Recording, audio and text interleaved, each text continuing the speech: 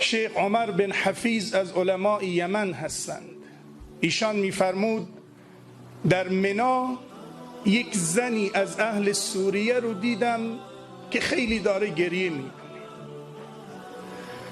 میگه بنده فکر کردم شاید این زن بچهش رو از دست داده، شوهرش رو از دست داده، خانوادهش رو در جنگ سوریه از دست داده.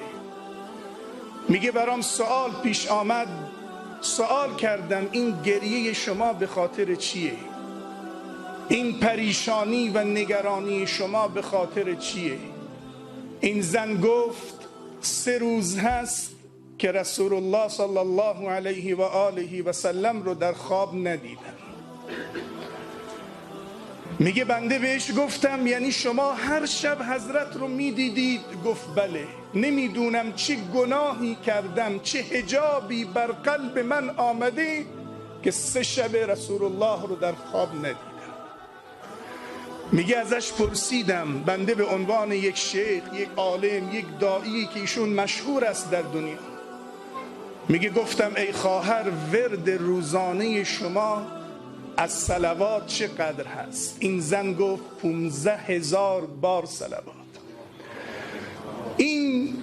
این همان وعده است، این همان پیشبینی است که رسول اکرم صلی الله علیه و آله و سلم فرمودند کسانی از امتم می آیند که می خواهند همه چیز را فدا بکنند تا اینکه لحظه ای مرا ببینند.